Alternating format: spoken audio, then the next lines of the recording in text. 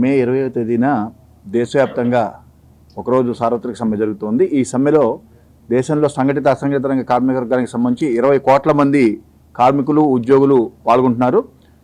20 కోట్ల మంది పాల్గొనే ఈ సమ్మె దేశ కార్మికోద్యమ చరిత్రలో ఒక నూతన అధ్యాయాన్ని లిఖించబోతోంది.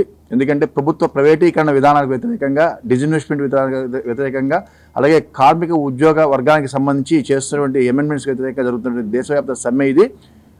బ్యాంకింగ్, ఇన్సూరెన్స్ సెక్టర్స్, అలాగే ఫైనాన్షియల్ సెక్టర్తో పాటు మిగతా రంగాలకు సంబంధించి అనేక అంశాల మీద 17 పాయింట్స్ని చార్టర్ ఆఫ్ డిమాండ్స్గా 20 కోట్ల కార్మిక వర్గం ఈ ప్రభుత్వం ముందు ఎజెండాగా ఉంచింది. 10 కేంద్ర కార్మిక సంఘాలతో పాటు అనేక సెక్టోరియల్ యూనియన్స్ అన్నీ కూడా ఇన్సూరెన్స్, బ్యాంకింగ్, కోల్స్, మైన్స్, పోర్ట్స్ అన్ని రకాల సంఘటిత కార్మికులు కూడా ఈ సమ్మెలో పాల్గొంటున్నారు.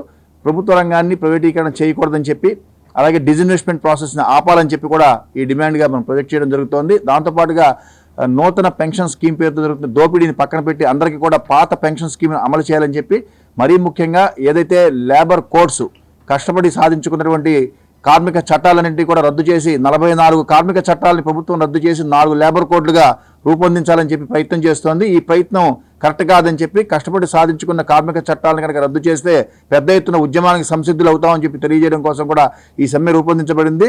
అలాగే ఫారెన్ డైరెక్ట్ ఇన్వెస్ట్మెంట్, విదేశీ ప్రత్యక్ష పెట్టుబడుల్ని విదేశీ ద్రవ్య సంస్థలకి లొంగి, IMF వంటి, వరల్డ్ బ్యాంక్ వంటి ఇంపోజిషన్స్కి లొంగి విదేశీ ప్రత్యక్ష పెట్టుబడులని కీలకమైనటువంటి ఫైనాన్షియల్ సెక్టర్లోకి ఆమోదింపు చేసుకుంటాం, అలౌ చేయడానికి కూడా వ్యతిరేకిస్తూ ఈ సమ్మె జరుగుతోంది. మొత్తంగా రిక్రూట్మెంట్కి సంబంధించి కూడా దేశంలో పెద్ద ఎత్తున నిరుద్యోగం ఉంది. ఎప్పుడూ లేనంత స్థాయిలో నిరుద్యోగం ఉన్నటువంటి ప్రస్తుత తరుణంలో ఖాళీగా ఉన్నటువంటి ఇన్సూరెన్స్, బ్యాంకింగ్ అన్ని రంగాల్లో ఖాళీగా ఉన్నటువంటి వేకెన్సీస్ని ఫిలప్ చేయాలని చెప్పి కూడా ఈ సందర్భంగా డిమాండ్ చేస్తున్నాం.